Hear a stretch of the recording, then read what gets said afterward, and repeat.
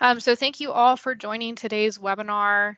We're going to talk a lot about the FY2024-2025 Solid Waste Grants call for projects. For those of you who may not know me, my name is Hannah Allen. I'm managing this call for projects along with assistance from others on our team. Just a quick few reminders before we get started. Please be sure to keep your microphone muted when you're not speaking. We will have a Q&A session at the end of the presentation, but feel free to utilize the chat box at any point. Maybe I'll be able to answer your question as we go along.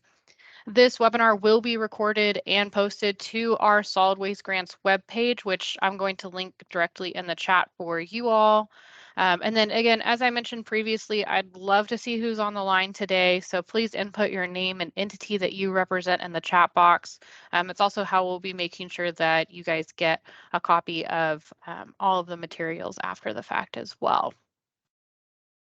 So to kick things off, I just want to give a brief overview of our solid waste program. So for those of you that may not be familiar, COG receives funding from TCEQ, the Texas Commission on Environmental Quality, to administer the solid waste program in the 16-county North Central Texas region. And this funding is allocated by the state legislature through TCEQ and charges NCTCOG with managing a number of activities that includes the pass-through grants. And I'm actually going to pause here for just a second because I do hear some background noise. Want to make sure that everybody is not hearing any feedback or anything. Okay, seems like maybe it's gone away now. So when we receive this funding, we try to make sure that we have some set aside available for local and regional projects every 2 years. I will say that the funding available for grants is then further allocated by the Resource Conservation Council, which is our solid waste advisory council for the North Central Texas region. The RCC selects regional COG managed projects and as well as scoring and ranking the grant applications received as well. So I have linked that RCC webpage in the chat box for you all.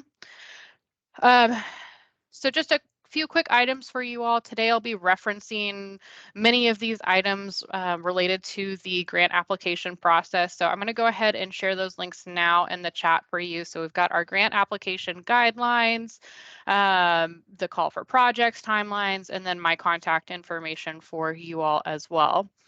And as I mentioned previously, today's webinar is going to cover the basics of the grant application guidelines and other important aspects of this call for projects, but it's strongly, strongly, strongly recommended that you read those grant application guidelines in depth.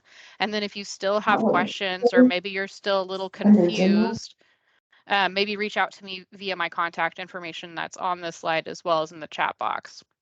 So we did have a bunch of people join on in the past few minutes, so I'm going to take a break here for just a second before I actually get into the meat of the presentation to just remind everyone to please go ahead and keep their microphones muted if you're not speaking.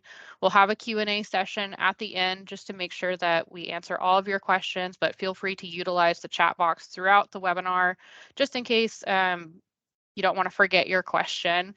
And then, of course, please go ahead and introduce yourself via the chat box. Would love to see who all is on the line today. Seeing some familiar names, but a lot of new ones as well. So I'll pause here for just one more minute.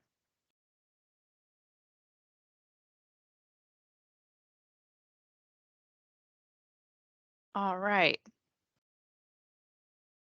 Moving right along, so this is our anticipated call for projects timelines. So we've got some important dates on here. The call for projects opened yesterday, April 11th, 2023, and then we are currently in the grant application informational webinar. Another important date is that the call for projects will close on Wednesday, May 31st, 2023 at 5 p.m. Central Standard Time. Applications must be received at this point through the grant application portal, which we'll touch on later. We won't accept applications through any other means, and it's strongly recommended that you log on to the system early to ensure that there aren't any technical difficulties with creating a logon or accessing the materials, etc. After the call for projects closes, the grant scoring sessions will take place in July. And then approval of the grant recommendations by the RCC and the COG Executive Board will take place in August and September respectively. And then following all necessary approvals, COG anticipates kicking off projects awarded for the first fiscal year, which will be FY 2024 in this cycle in mid to late October or November. As mentioned previously, the funding for the solid waste program is allocated out by the state legislature and TCEQ. Therefore, we have this disclaimer that all funding for these projects is subject to sufficient funds in the municipal solid waste disposal account and to the receipt and availability of funds appropriated by the Texas legislature for the purposes of this call for projects. And the event funding is not available, COG has no obligation to provide funding to any projects that may be selected in association with this call for projects. However, we should have an exact idea or an idea of the exact amount of funding available sometime in June or July of this year. So historically, COG is able to allocate approximately $1.1 to $1.3 million in funding for these grants. And then in order to receive this funding, you must be an eligible applicant. So that includes cities, counties, public and independent school districts, but excluding universities and other post-secondary educational institutions, and then general and special law districts that have solid waste and water quality authority, and of course, councils of governments as well. So private sector and nonprofit organizations are not eligible for direct funding. However, any of those previously mentioned eligible applicants may contract with a private sector or nonprofit organization to provide specific services. So in this call for projects, there are two different project types. Applicants can either apply under what's considered a local government project, which includes one or two eligible applicants, or a regional collaborative project, which includes at least 3 eligible applicants. These projects do have different minimum and maximum funding requests as shown on this slide, and any applications received that are beneath or above the thresholds listed will not be scored. Note that for regional collaborative projects, one entity must take the lead on this project, including reporting, funding, etc. And then the other or 2 or more participating entities must submit letters of support as part of the grant application project. So there are a few different project categories that are eligible for funding. So they must fall under one and only one of the below listed grant project categories.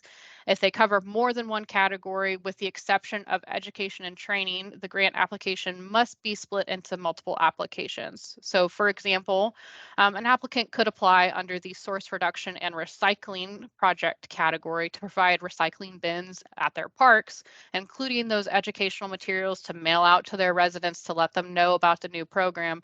But you couldn't, have a household hazardous waste event on that same application. So there is additional information on project categories, including example activities, expenses, and more that can be found in Appendix 1 of the grant application guidelines that I had linked a little bit earlier.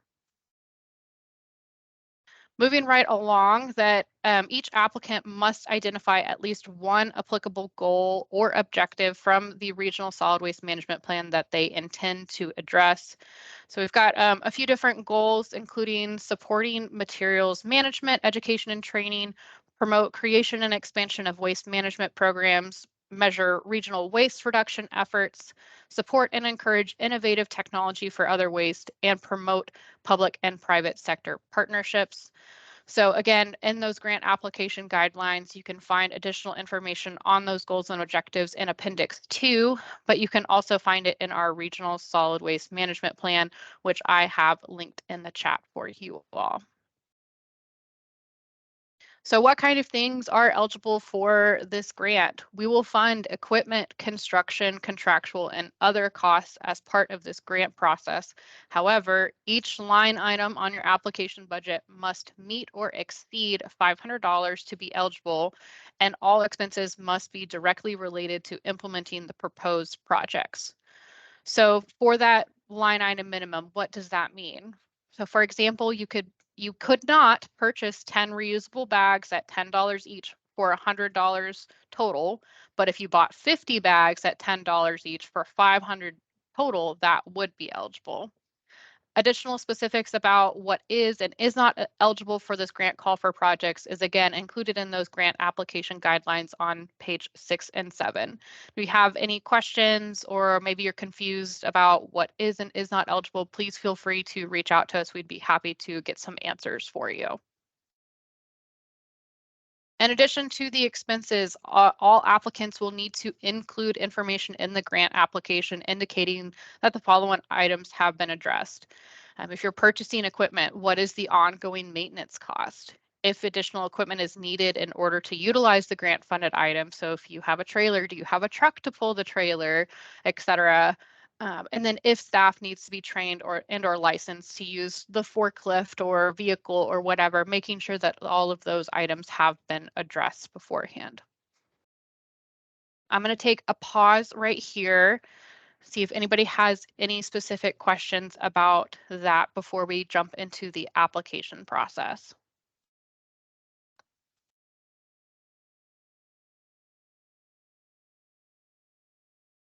All right, not hearing any, we will move right along. So how does the grant application process work? As mentioned on the timeline slide, the call for projects officially opened yesterday, and all applications must be received in the web-based application system by 5 p.m. CST on May 31st, 2023. We will not accept any faxed, emails, or hard copy applications. And again, we encourage you to create an account and submit your application early to make sure that if there are any technical difficulties, we can troubleshoot them. So the link to the application system can be found on the grants webpage, but I'm going to link that in the chat for you all as well.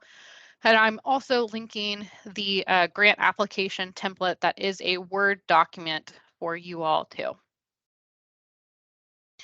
Just some important items for you all to note. In-kind non-eligible items such as salary, training for your staff, etc., are not eligible for reimbursement through this call for projects. Each entity will be limited to only 2 applications, 1 per department. And then quotes or other proof of estimated costs are required. You have to submit those so that our grant subcommittee can see that you did your due diligence on the backside of things and know about how much things cost. But additional supporting documentation, so photos, maps, plans, etc., anything that bolsters your application is strongly recommended and encouraged. This year we do have a new item for our call for projects. We worked with our grant subcommittee to create standard applications. So the purpose of these applications is to assist entities that are new to this grant program, those with minimal resources, or those that have any other barrier for applying for our grants. These applications meet our minimum funding requirements, but they can be scaled up or added to just to meet the needs of the applicants. Additional details, of course, can be found in the template, and I'd be happy to provide further information on that as well. I do want to call out that applicants choosing to apply utilizing a template standard application still have to adhere to all grant eligibility requirements, standards, and other requirements that we've discussed previously and that we're going to discuss in a little bit. So this cycle, we only have 1 standard template application for illegal dumping cameras. However, there are 2 options to choose from. And again, additional details can be found within that template, which I am linking in the chat for you all. This is our first year doing it, so please be patient with us as we kind of figure out how it works. But if you have any questions, please don't hesitate to reach out. We'd be happy to help on this or with other applications as well. Moving right along, the following items are required in order for a grant application to be scored. Obviously, a complete application form. You have to finish the budget, the timeline, narrative, etc. You have to include those quotes or other proof of estimated costs for the items listed in the budget. Private sector notification, if applicable, which we'll touch on in just a moment. support letters from participating entities, if applicable, for those regional collaborative projects with 3 or more participating entities. You have to acknowledge the certification and assurances which are accessible in the grant application portal, and finally, a court order or resolution. So the resolution or court order does have a little bit of a grace period because we know how difficult it can be to get on agendas from time to time, and it can either be submitted within the grant application portal by May 31st, 2023, or it can be submitted by June 30th, 2023. So you have about a month via email to me. And I know I've got some questions in the chat, so I'm going to address Nancy's question first. So one department cannot submit 2 applications if no other department is applying.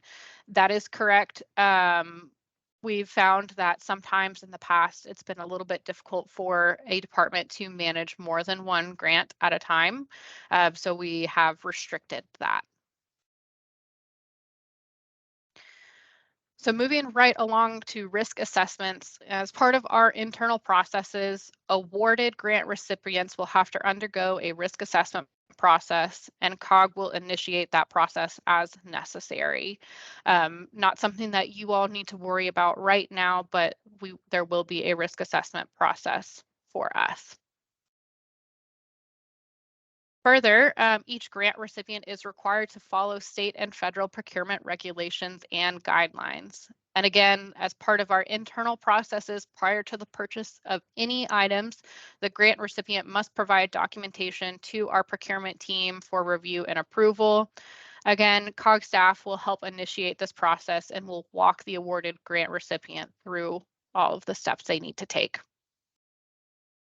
So let's touch on private sector notification. Grants awarded through this call for projects may not otherwise readily available or create a competitive advantage over a private industry or business that provides recycling or solid waste services. Failure to notify private sector service providers will result in disqualification of the application.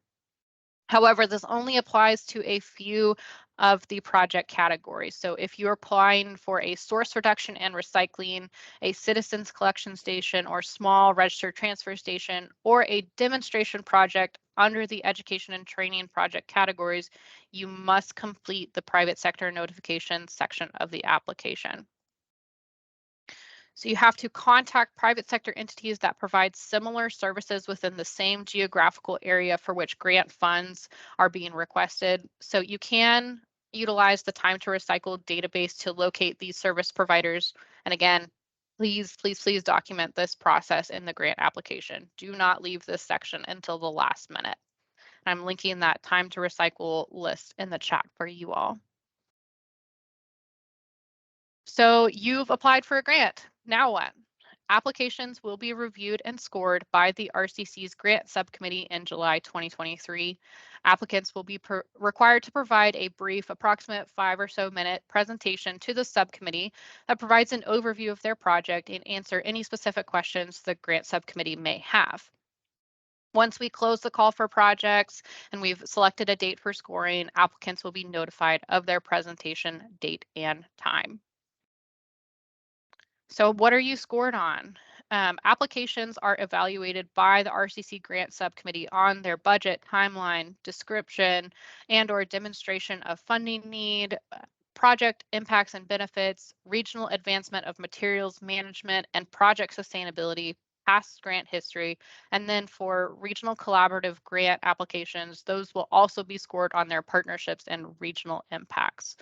As I mentioned, the applications will be evaluated by COG staff for past grant history, and we have those template scoring sheets in Appendix 4 of the grant application guidelines, which starts on approximately page 20.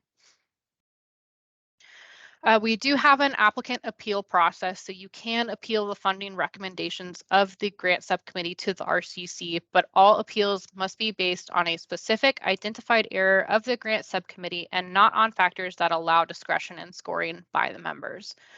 There is a deadline to appeal of 5 p.m. on August 30th, 2023, and you have to submit that appeal to us in writing, but that can be in a formal letter or it can be an email.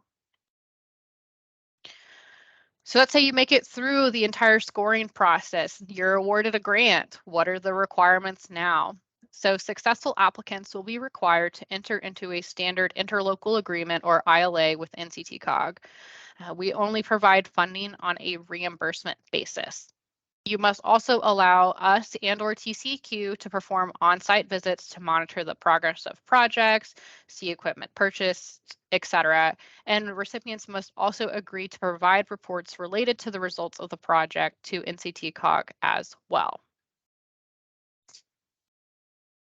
Like I mentioned earlier, reimbursement is the only way that we will fund these projects. How does that work?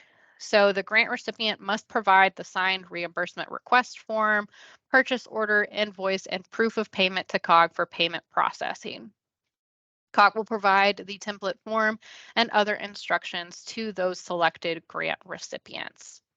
Again, we'll help you walk through all of that process.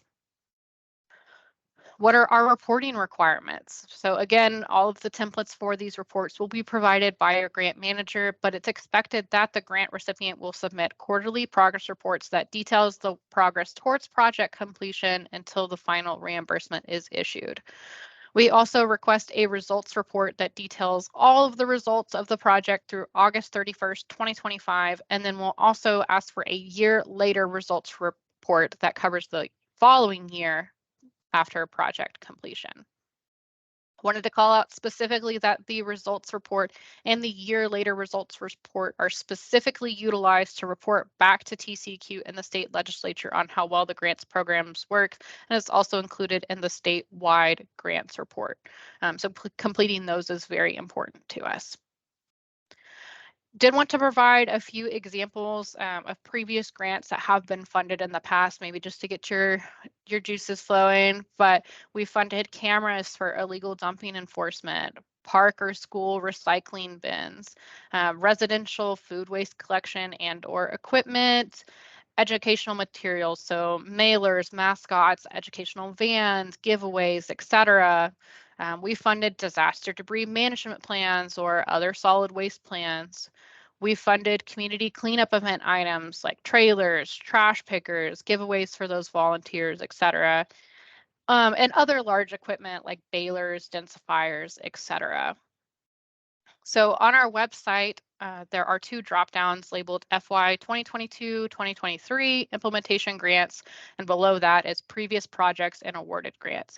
You can look here for grants that we've previously funded, and then also be sure to check out the Texas Association of Regional Councils funding report for previous cycles to maybe get some ideas for your grant application as well. And I'm going to link that report in the chat for you all. So I know I ran through all of that really quick. Now is when I'll open it up for questions, and I'll backtrack to ones that had been sent earlier. So for small cities, about 3,000 people, could we hire a company to collect and properly dispose of household hazardous waste all-inclusive event to be held at City Hall? Yes, that is something that we could fund.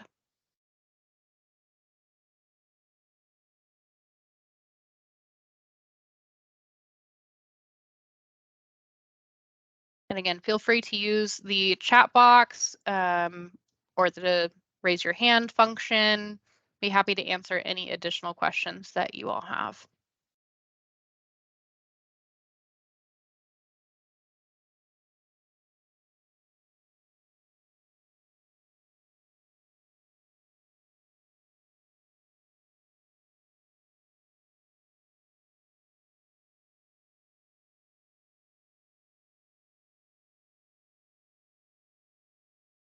Would it be possible to share the presentation? Yes, we are anticipating this webinar was recorded, and we will share both the recording and the presentation itself to all registrants and all participants on the line via email once the recording has been posted online.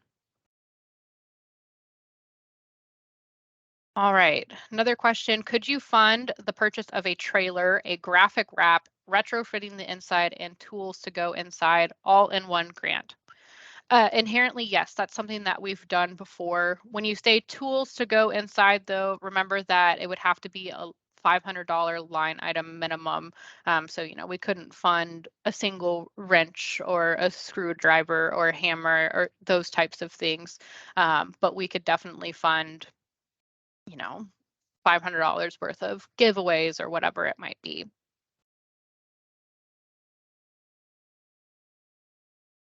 And yes, that would be all under one grant. I can't remember if I had responded to the question.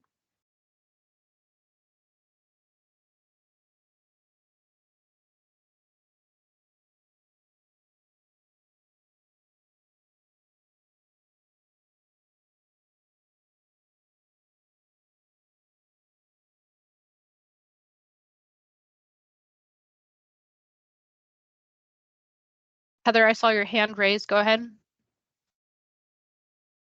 Yes, good morning. 2 questions. Has there been a successful rebate program? Does COG or does this grant fund that? So trying to tackle illegal dumping, if costs are too high at landfills, is there a rebate program that's been implemented for people? I mean, unincorporated areas or residents of cities? That's a great question. So a rebate program, no. We have done, and it is eligible to do, I don't want to call them community cleanup events, but like bulky waste collection days and those types of things, where we could set out, I say we, the applicant could set out, you know, a dumpster to collect large bulky items that don't normally go in the regular residential trash, and do a special event that way. Okay. And then, have you done any presentations on the success of a surveillance program? So on those cameras, you know, how successful has it been for cities that have implemented it, like arrests, fines, the amount of dumping cleaned up, the prevention of it in the future? Yeah, that's a really great question. So that is part of the reporting that we ask back from y'all. So specifically for the cameras, how many days were the cameras utilized? How many dump sites were investigated? How many dump sites were cleaned up? Did you catch any of the perpetrators? Did you fine them? Did you take them to court? You know, at what level were they charged at? And for many of our entities, we see varying success. It really depends on how many resources they have available to actually charge these people. And we also have different varying levels of cameras that are purchased for some of our entities that maybe don't have as much available. They just use the game cameras. For one of our other larger cities that supplied, they've got these really fancy ones that they built out themselves that automatically, you know, hook back up to a TV that a code enforcement officer is watching almost 24/7. So we have not done a study on how well they've been received. We just know that the illegal dumping cameras are very popular, and illegal dumping is a huge problem in our area. Definitely. Okay, cool. Thanks, Hannah. Of course, Heather. I've got a question here. So, would it be possible to fund a feasibility study of anaerobic digestion for local organic waste management? Yes, that is something that we could fund. However, we do currently have a regional project being undertaken related to organic waste and anaerobic digestion. One of the questions that was recently added to our score sheet was if does the application directly conflict with an already existing regional project? So it would have to differentiate itself a little bit from that currently ongoing study. Hope that helps.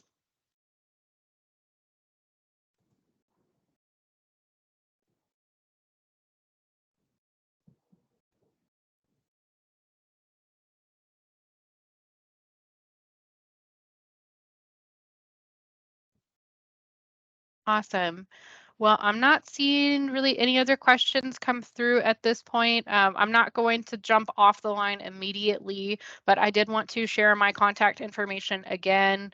I did put it in the chat, but it's also listed on this slide along with one of my colleagues and our supervisors. So if you have any questions, please don't hesitate to reach out. If you need assistance, if you want to review previous grant applications, you just have questions about how the grant process works, we are here to help you. We want you to be successful. We want to allocate these funds out. So please, please reach out to us. But again, Can I ask a quick question? Yes, go ahead. This is Quang Nguyen with the City of Ferris. Thank you again for the answer earlier. What if could we apply for a grant to buy like T-shirts and stuff and have a day of like 200 people going out in the city and pick up trash everywhere in the city? We are a 4 square mile city, small, just so we have a one-time cleanup day. Is that applicable?